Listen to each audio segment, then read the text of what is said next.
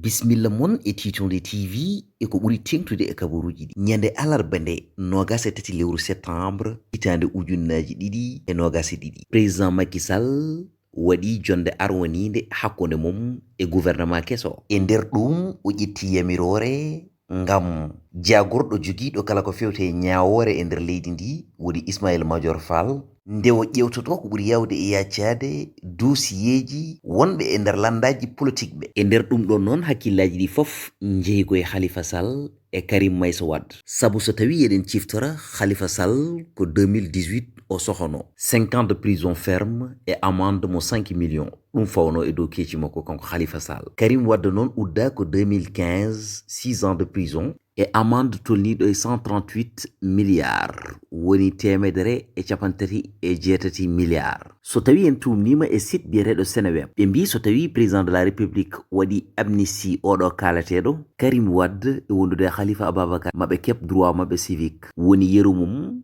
eɓe mbawi jeeyede élection ngaji sumgoji ɗi walla ɓe mbawa ha joni wodde. Sikki ala bandiraɓe ko ɗum woni amnistie kalateɗo e nder oɗo saaha kono won hen ɓe gandanɗa hoorema kañumen jiiri ɗum wonde ko politique wonko soomi hen kono noon kala hen ko wawi wonde ko woni yeeso daɗani guite kala ko woni lahal ma juuɗe jiitu tigui. Bandiraɓe musidɓe tedduɓe heeɗiɓe hettiyankoɓe yeɓiyankoɓe Titonde TV on jarama ha gongol konngol wonta gongol e lawol gongol. Continue wadde abonné mbaɗon like ɗacconen commentaire uji mon ne tawno dole linku ndiyam kono dole Titonde ko pulaku teyi on jarama. Windaɗo abonné ñoƴƴuɗon ɗo windaɗo abonné koko wojji ñoƴƴa sa ñoƴƴi ñoƴƴa e cloche oɗo mbo kollu mon mi sa ñoƴƴi